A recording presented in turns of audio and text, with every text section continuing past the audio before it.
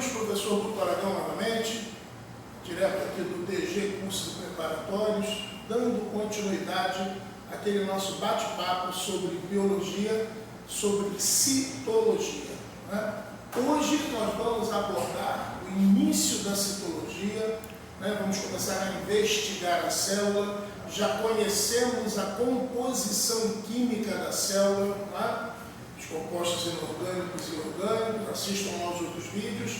E hoje a gente vai primeiro conhecer essa questão de células procariotas, ou procarióticas, ou procariontes, e as células eucariotas, ou eucarióticas, ou eucariontes. Perfeito?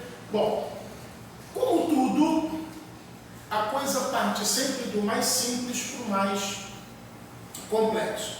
Segundo as teorias sobre a origem da vida, a vida surge há mais ou menos aí a coisa de 2 bilhões e 900 milhões de anos atrás, nos mares, nos oceanos primitivos, né? E lá surgem as primeiras protocélulas. Bom, protocélulas não tem a ver com procarioto ainda. Para quem já andou lendo, para quem já estudou sobre procariotos e eucariotos, as primeiras protocélulas nem de longe lembravam os procariotos. Pois bem, a partir dessas células, a coisa foi evoluindo e nós chegamos às células procariotas, que são, obviamente, células muito simples, uma complexidade estrutural muito simples, né? Eu aqui no quadro fiz um esboço do que seria um procarioto, a estrutura básica de uma bactéria, né? Que são os exemplos que nós temos de células procariotas atualmente, são as bactérias, as cianobactérias, as árqueas, né? E uma célula eucariota.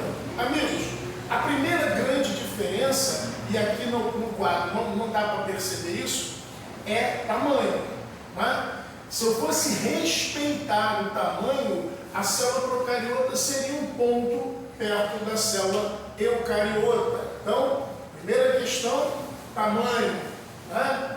Muito pequeno, são muito menores, infinitamente menores que as células eucariotas. Inclusive, algumas bactérias são parasitas de células eucariotas. Muito bem. Entendam o seguinte, eu sempre faço essa analogia. Você começa com uma lojinha ali para consertar sapatos. Então você está consertando sapatos, você bota uma sola, você lixa alguma coisa, ali você faz tudo, ali você recebe, ali você paga, ali você compra, ali você vende, e aí você começa a fabricar um sapato, um chinelo, e daqui a pouco vem uma necessidade natural de você expandir.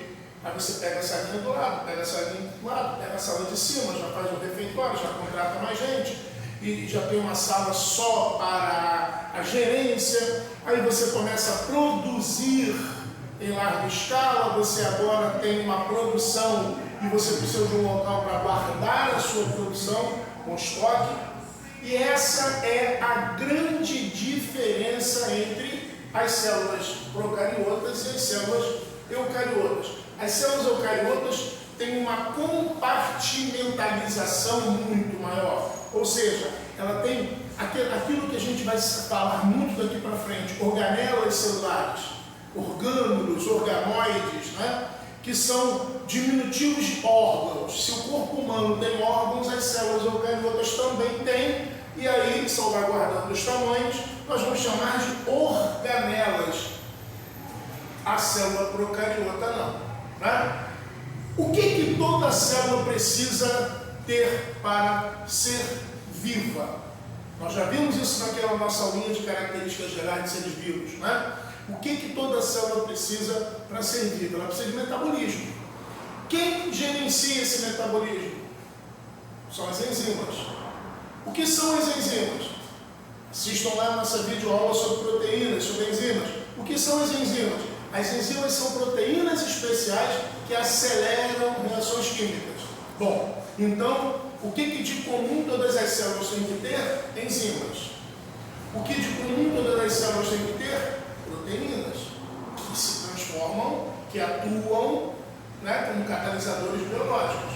Então, toda célula tem que ter a estrutura, a organela responsável pela síntese de proteínas, que são os ribossomos. Então, amigos, reparem bem, o que nós temos em comum entre eucariotos e procariotos? Membrana plasmática todo mundo tem, ó, membrana plasmática, senão não seria uma célula, correto? Senão não seria uma célula, membrana plasmática, está aqui, ó, membrana plasmática. Em comum. Depois disso, que todo mundo tem que ter em comum? DNA. Olha aí, ó, DNA, né? Na forma de cromossomo, é isso? Então, tá aqui, ó, DNA. Todo mundo tem que ter. Por quê? Porque o DNA, quem tem a receita, lembra lá da síntese de proteínas, né? Assistam ao nosso vídeo sobre a relação entre DNA, RNA, ribossomos e proteínas, que você vai entender melhor. O DNA tem a receita para se fabricar as proteínas, então tem que ter DNA. Tem que ter os ribossomos. Olha aí, ribossomos. Todas as células têm que ter a organela responsável pela síntese das proteínas. Aqui nas células eucariotas nós vamos encontrar ribossomos em duas circunstâncias. Né? Ribossomos. Daqui a pouco a gente vai ver que circunstâncias são essas. Então o que vai acontecer? O que eu tenho em comum entre procariotos e eucariotos? Membrana é a mesma? É. DNA é o mesmo? Sim. Entretanto, nos procariotos, esse DNA ele está na forma de um cromossomo único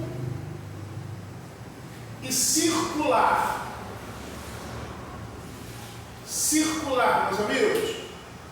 Como ele é grande, tá? E aí eu chamo a atenção de vocês para isso, às vezes o desenho de uma prova, a figura lá da prova, a questão, ela leva a gente ao erro.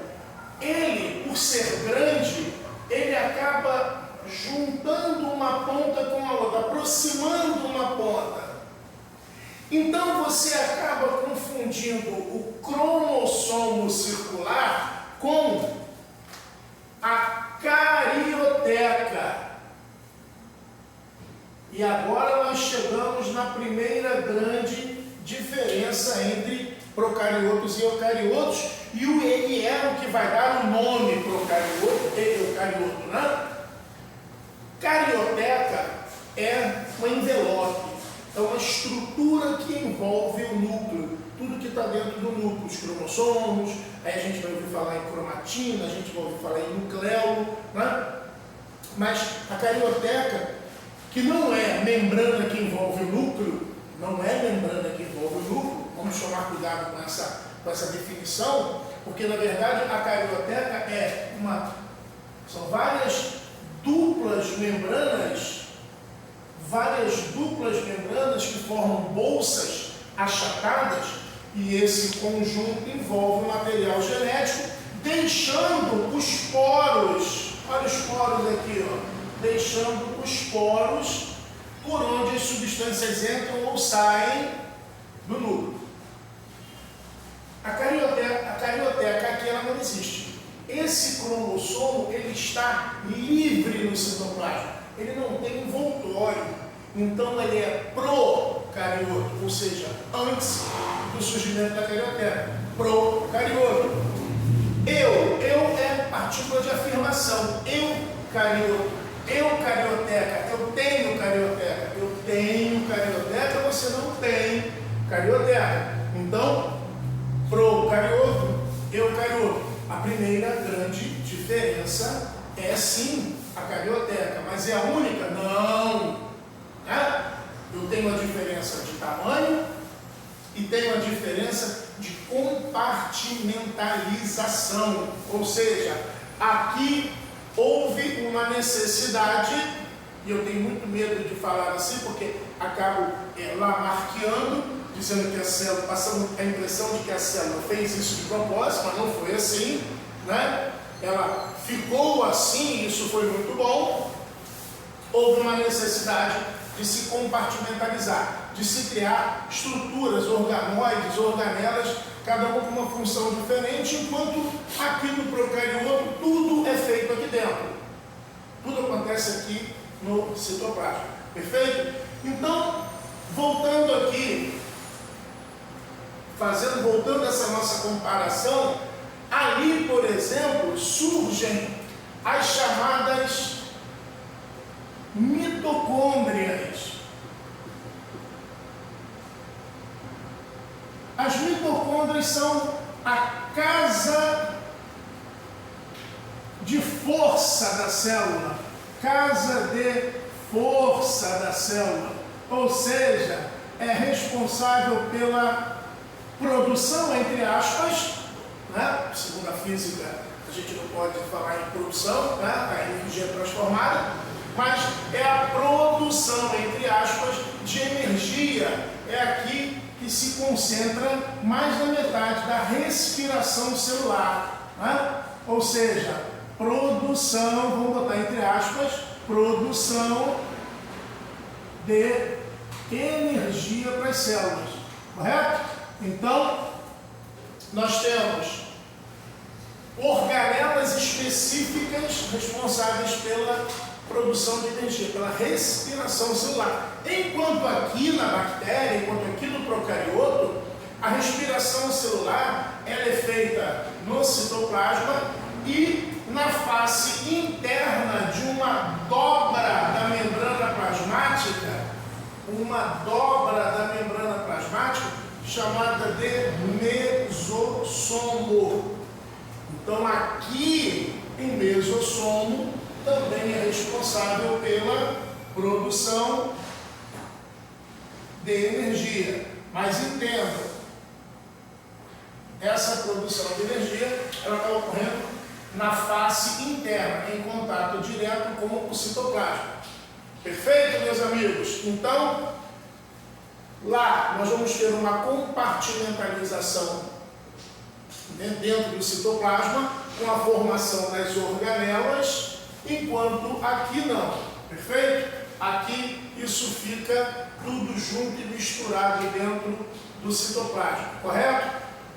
Um ganho significativo que as células conseguiram, né, ao longo da evolução foi equacionar um problema relacionado ao tamanho da célula. Então nós temos um problema sério quando nós crescemos. A razão, superfície e volume, ela fica extremamente comprometida. E isso a gente vai ver no próximo vídeo, ok, gente? Aguarda aí que a gente já volta para o próximo vídeo.